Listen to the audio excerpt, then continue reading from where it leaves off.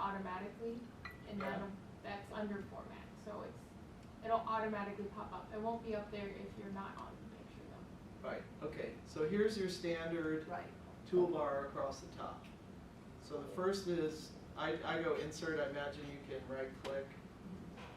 I go insert, and then you see how the toolbar changes? Right. So then pictures, And then you I'll should- take this, and you can have it on your thumb drive, you can have it on your desktop, wherever it is. Insert that in. And then if I left it like this, let me make it a little smaller. It won't let me move it around on the page. I see. It gets stuck. So if I go into text wrap and go to square, I can put it anywhere I want. Okay, That's what gets people tripped up thank you. in Word a lot. Yeah, I've never put a picture in Word, so it's good to know. So I would suggest keeping it as simple as you can. If you have pictures, it's better that they're inserted throughout the document, not just all put at the end. I think sometimes people get panicked and they're like, oh yeah, I gotta throw all my pictures in at the end, boom, I'm done. And then there's no reference in the text to the pictures, there's no connection. So there needs to be that connection, please. So it just Yes. needs to be a page and a half of text. You can have like 4 pages of pictures. Right, for assignment 1, it's a page and a half of text. That's rough. You know, if you could tell your story in 1 page and it has a beginning, middle, and an end, and I feel like you answered the questions, remember you have to go back to the archetypes, the relationships with nature, the farmer, the mystic, all of that, and talk about, you know, what applies to you. And I also asked that you either do that or your personal sustainability index. You're talking about that for assignment 1. For assignment 1, yeah, still on assignment 1. So I had somebody last time who said her personal sustainability index was like 90% social, 5% environmental, 5% economic. And she said that in class, and I said, well, help me understand what, because mine's so high in environmental, you know, convince me why you think that way. She was great. She said, everything's about people. If people are healthy, we do things for people, we do things for the nature, everything else will fall out. The economics will fall out, the environment will be protected. So I was like, cool, that's an interesting perspective. And I learned from that, and you will learn from each other that way. So don't be shy if you want to say, oh, I'm 90% economic, because I think if we address the economics, the other things will come along. So think about how that would work for you. Okay? Cool? All right, so moving on to assignment 2 now. Assignment 2 is all about the 6 principles and how they apply to your site. So I think we did a really good job today of going through the 6 principles and talking about how they could be applied to a site. I hope that that helps you in writing your paper and thinking about, well, how does biomimicry apply on my site? Oh, we went through some examples in class. You know, let's expand my thinking and figure out how that is supposed to go.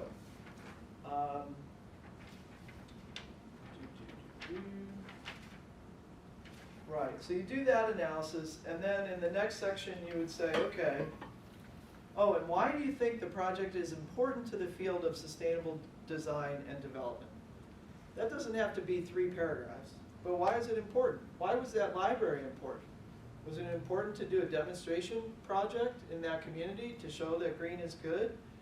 Did they have to put up the conditions to do things green to placate the neighbors, to make, to get to an approval? Why is that project important to sustainable design?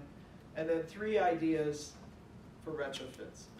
I would suggest anything from, I've been big on taking pictures with my phone lately of everything. Do you know you can use it as a magnifying glass? Take a picture of something and then zoom in. I'm doing it all the time now that I'm losing my eyesight. But taking a picture and then moving it into like PowerPoint, like I did over here where I added the arrows and the circles and all of that. You could do something like that. You could print out a picture and mark it up with a fat marker and then scan it or take a picture of that. These aren't complicated graphics that we're asking for at this point. But you have to start getting familiar with demonstrating your ideas graphically. So like use squiggly lines with an arrow to demonstrate flow of water. You know, or just, you know, arrows like what we've been doing. Oh, you want to put in a bioretention area right here. Draw a circle, a couple of plants to make it look like, you know, it's bioretention. Cool. You know what I mean? So not complicated, but still professional. I just Okay. want to make sure I'm quite sure I understand that. So when you say 3 ideas for retrofits, in other words, 3 ideas to improve the project that you've chosen to analyze. Yes, yes. Okay. Increasing the light, adding new areas of permeable pavement, changing the layout of how a parking lot works can be a green solution. Reducing the, you know, bus waiting times can be an improvement on air quality. Boy, if there's anything that drives me nuts is parents that drive their kids to school. You can walk. You have 2 legs. You know, we went so far when we were kids. And then, you know, it's the pollution. Because a lot of the private schools don't have a busing system, so every kid has to be driven to school. It's not sustainable. So, you know, stuff like that. Think outside the box a little in your retrofit ideas. Oh, okay. So then the same thing holds true for both of these. Any other questions on the content of assignment 2? You need to collaborate with me and decide on a project by January 29th. Okay, I've already checked Barbara off the list. I need to check each of you what project you choose before you do it. Okay, just so it has enough ability to be changed. You know, like I said, the Philip Merrill Center that the Chesapeake Bay headquarters are in, you know, it's hard to find retrofits for that site. It's so green. So we'll find something together that'll work. So posting on Blackboard. Everybody good with that? Adele laid out how that's done. Please save your documents with your last name, assign, space, 1 or 2, and the year. Because we keep these from year to year. And then get them posted on Blackboard. I almost said Facebook.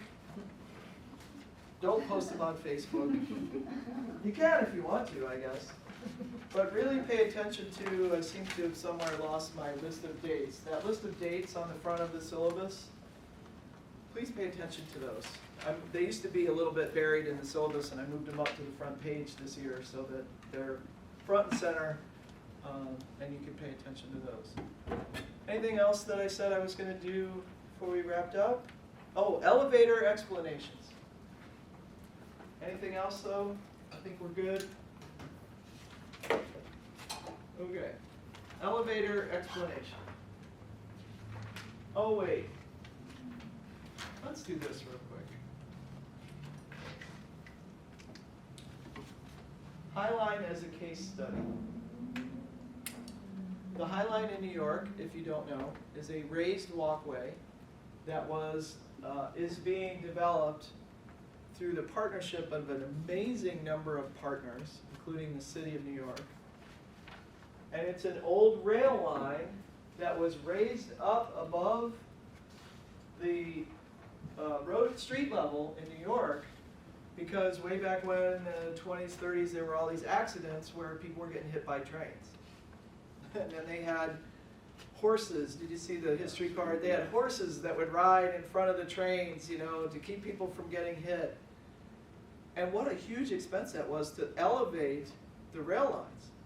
Well, it was about to be torn down, and 2 guys went to a public meeting and said, this shouldn't happen. You shouldn't be tearing this down. This is terrible. But it was all an economically depressed area. It was terrible. So what you got to do? So these 2 guys got together and formed the Friends of the High Line and said, we got to save this thing. And the story is very compelling. I have 2 books back there if you want to borrow either of them till next time, that'd be fine. The pictures in these books are amazing of what it looked like before they started. Looks very much like that, actually.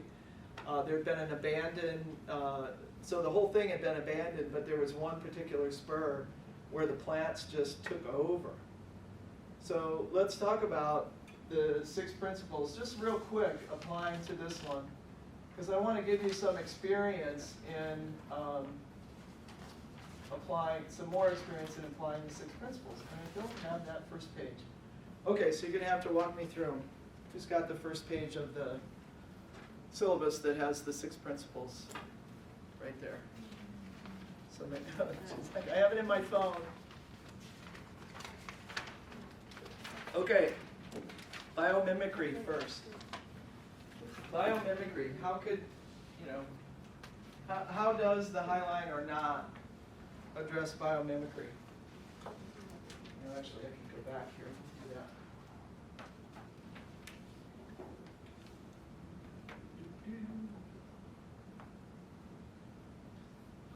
That's easier.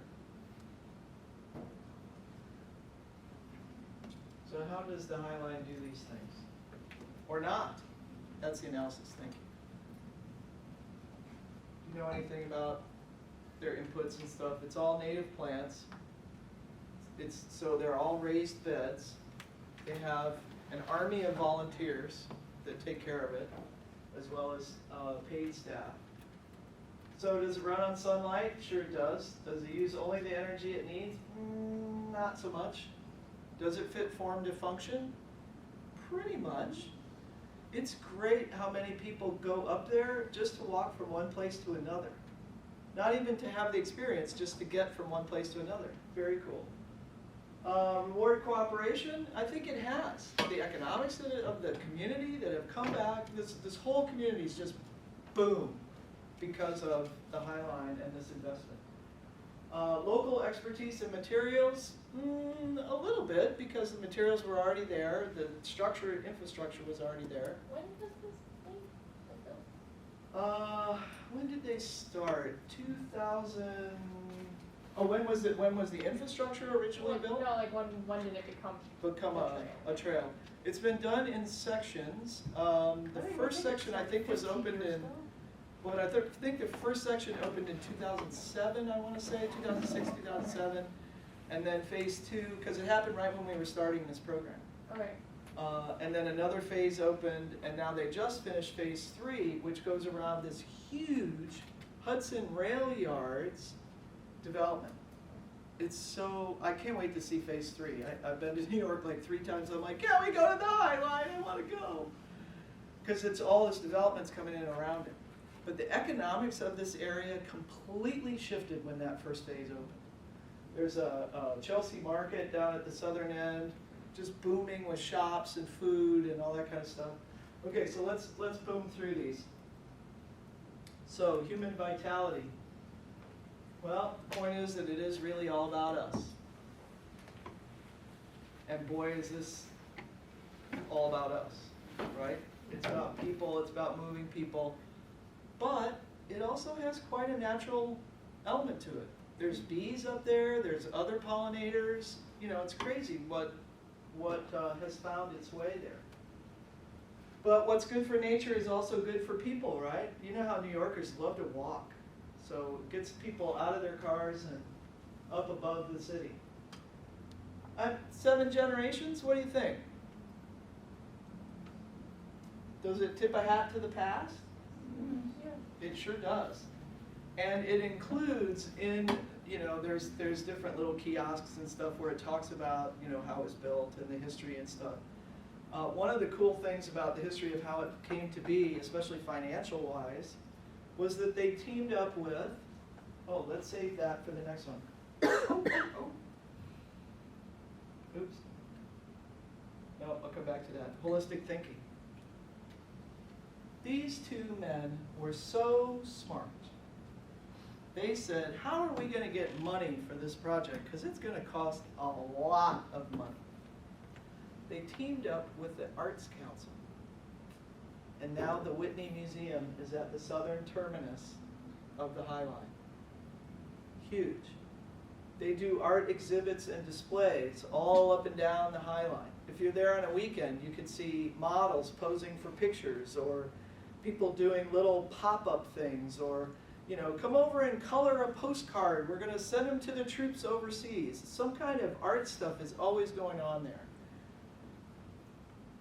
Does that not pull in the social aspect of sustainability? It's not just all native plants and these are beautiful plant rooms and all the things that we look at it for. It's a social, just complete boom for the community. Oh, let me go back. Then we needed to talk about this one. Boy, this one's tough. This one's really tough. Because the High Line has a lot of inputs. That's what I mean by inputs. They occasionally have to water. There are, they don't do insecticides, pesticides, they do integrated pest management, which is timing visits and looking for insects and, you know, taking care of problems. But they have to input organic matter, because it's not a self-sustaining system. They have to bring in mulch, you know, the trees are not producing enough leaves that the leaves can be composted there. They take stuff off-site to compost it. So it's not a self-sustaining kind of system in the natural resources aspect. Ecosystem bioregion, I think this is where they do very, very well. Because it's so cool as you go from the south to the north, you walk through different rooms.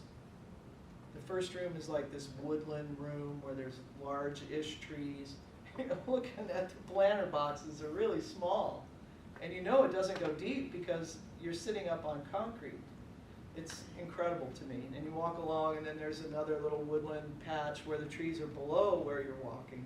So you're kind of in the canopy a little bit. And it's all outdoors. And pretty much we've gone weekdays and we've gone weekends, it's packed. Especially around noon, people just flock to it. And it's such a great place to just hang out, meet people. The social aspects of it, I think, are just tremendous. Okay. Are there benches on that? Oh, yeah. There are all kinds of There are coffee benches shops. and, oh, there's cool things that they had left over from, so they kept a lot of the rails. But one of the things they did was they marked every single rail that they took off of it. They numbered it so it could be put back together in the same order if they wanted to. Now that's a huge warehousing problem, but they did it.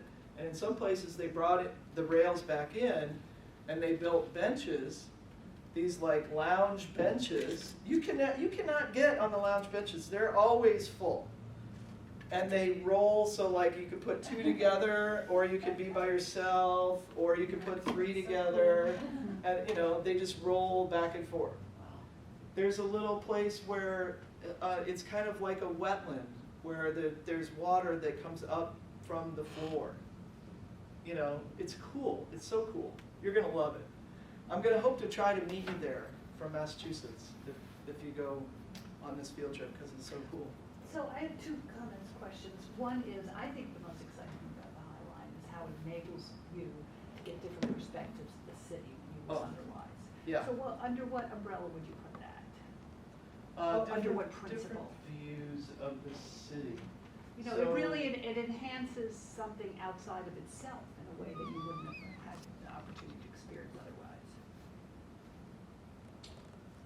I guess human vitality might be where I would put that, because nature doesn't care about the city. Right. Nature doesn't, you know, it's not biomimicry.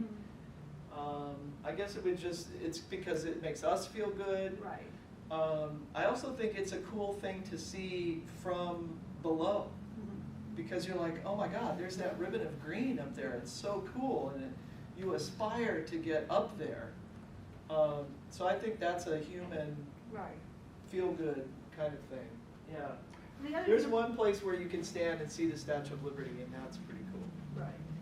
And the other thing, just about the economics of it, is I don't know how this all shakes out, but, you know, that neighborhood was just a regular lower middle class neighborhood. And now, no one who isn't really rich can't afford to live there. And so where did those people go?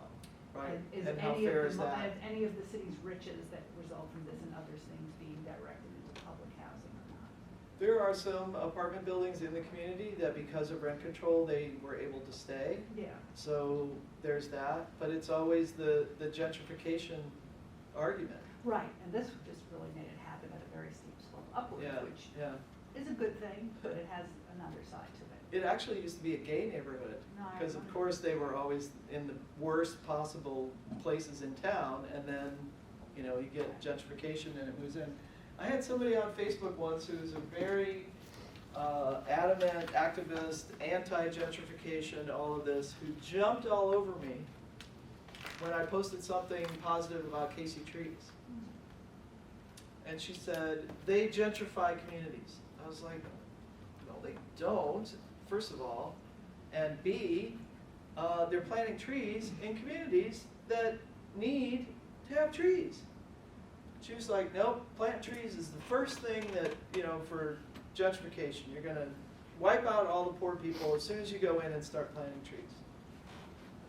So of course we took this conversation offline and I said, really, you don't think poor people deserve trees? Because I do. I think they deserve trees just as much as anybody else does. To me, it's an equity issue. But she said it's the first step down the slippery slope to bringing in, you know, hey, here's our beautiful neighborhood. Next thing you know, it's condos. Well, you could say, So well, it's- then don't fight crime in those neighborhoods, because that's also a sign of gentrification, right? Yeah, I mean, that's- let the crime get so Yeah, bad that right. somebody needs to come in and, yeah, it's really too bad. And these are the more complex problems than, you know, we can solve with just planting trees or not planting trees. But I would always think that planting trees is a good thing. Okay, here's our wrap up, and then we'll do some office hours, and I'll be here, and we can look at projects and see what you want to do. We're going to go around the room, and you're going to say why sustainability is important in like one sentence. It could be a long sentence, maybe. Or like in what context? You're trying to, good question, you're trying to convince a client or a relative or someone that sustainability is a good thing. Okay, I'll do mine to get started. I believe that sustainability is important because the earth is sacred. It was made, it is gorgeous, it is beautiful, and we have an obligation as the humans to take care of it. That's what I believe in my heart. That's why I think sustainability is important. And if I had to get, you know, to bumper sticker, it would be because the earth is sacred. I tried to do this as a bumper sticker once and I got objected, so I said, okay, give me an elevator explanation that this is why you think it's important. It doesn't have to be perfect, just you're practicing. Just like we're practicing nonviolent resistance. You gotta practice it so you know what happens. So when you're in your body and you have this opportunity, and you're gonna have it. You're at a cocktail party and somebody goes, oh, you know, that green stuff, that sucks. Everything's so expensive. Well, sustainability is important because, anybody? I'll go. Okay, she doesn't wanna go last. That's right, I like to go first. We've been taking nature for granted because we think it's out there in abundance. But now that's not really true, so we need to bring it in here with us. And it could be just like the High Line. Have you been there? That's great. I like your excitement too. You know, have you been there? Have you seen what we can do? This is so cool. Yeah. Good one. Everybody's gonna have to do it before we leave. Okay. And we have an hour, so. Sustainability is important because it enhances our lives through nature and protecting our earth, nature, and especially for future generations. Great. And then you say, don't you have grandkids? Make it personal. Yeah, good job. Good one. Anybody? Michelle, go ahead. Well, we're limited in what we can do in our lives over which we have control to improve outcomes. for many outcomes we have no control over. However, we can do through implementing practices of sustainability, we can have an impact on making a more positive outcome. Phew, ding, I made it to the top floor, perfect. Yeah, we can make it better. Yeah, and they're not Good good one. when you think we can make better. There's not many things that you can make better, but this is something we can. Yeah. I like it, I like it. Okay, I guess we're going around. It's getting hard to come up with new things. So I'm gonna go next. Without it, we're doomed, and it helps us enjoy life more fully. Ah, I like that perspective. Enjoy life more fully. Yeah, you've got beautiful, go ahead. Position of doomed and enjoy life. That's great. We're doomed, right? Doomed. But it's gonna be great. Yeah, this is awesome, the sustainability stuff. Yeah, that was good. Well, and some people are gonna react to the we're doomed if we don't do it. And some people are just gonna need that positive, we can do this. Yeah. Are you ready? Yes. I'm gonna make you go. Yes, sometimes I met some people and they don't consider next generation. They say, oh, we are going to live our life as we want. So I will tell them that all the sustainable development will make our city rich. Maybe will make Make our you city rich? Yeah, maybe we'll make you rich. This is we learned this last semester in the class, and also it will make the citizens more happy and enhance their quality of life and the economic market. Also will boost very much. And also individually, if you are a grown-up person, people will consider you a cooler person. Ah. They will talk like talk things that in their expectation make people with more hope. They will like you. Cool. Yeah. Be green because it's cool, man. Yeah. I like that. Very good. It was a very tall building for your elevator explanation. We had to go to 26 floors, but I liked everything that you had there. That's good. Changing the height limits in these cities. Oh, and changing the height limit so we can get that nice long elevator explanation in there. Good, good. Go ahead. Okay, so like the energy and resource shortage become more and more serious right now. But from a worldwide perspective, every country needs development. So if we need a better development, we must persist the sustainability, because that's we can use the less energies and produce more energies. Right, and every country deserves development, Yes, needs development. yes. That's a very important point, because we go around as the United States saying, oh, you know what, Brazil, don't cut down that rainforest. And, we're saying to native peoples, don't do your life the way you've done for generations, hundreds of generations before. No, you have to save your rainforest for us. But we're going to go ahead and keep doing things the bad way that we've always done. And all communities need development for their economics to work. So how can we tell one country not to do something, but we can help them figure out how to do it better? Remember the bug in Africa? You're never going to forget that. How we harvested water from the air by mimicking a bug. What a thing. It's so smart to think of that. Yeah. Okay, go ahead. So sustainability is important because at its core it protects our air and our water, and those are basic life necessities. And so if we want to continue surviving, we just have to implement sustainability practices. Yeah. Boy, that's pretty to the bone. If you want to stay alive, you got to do this. Water is life. Yeah. It is. Yeah. It is. I love that phrase, water is life, because it's so simple and to the point and obvious. Yeah. But, yeah, people weren't getting it. Good. Excellent. You're good at doing so well. It's harder to go last. Yeah, it is. All the good words have been taken, That's they took right. the good words. That's right. I guess sustainability is important because if we don't want to have to visit these things in a museum or a zoo, these ecosystems, because the way we're going, that's, how it's going to be. Yeah. Or we'll be doomed, that's right, doomed. Cool. All right, well, thank you all again for a great day of participation. I can't thank you enough. It makes it so much easier for me when you're engaged and talking and I'm not just monotone. So check all your figures, make sure that everything, or your dates, make sure everything's on Blackboard when it should be. Don't expect me to remind you. And check your GW email, that's where I will be in touch with you, okay?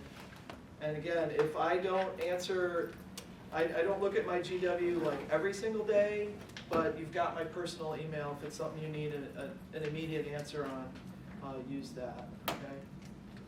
Great, thank you all. We'll do a little curtsy on the way out, and we'll hang out for another hour and do office hours.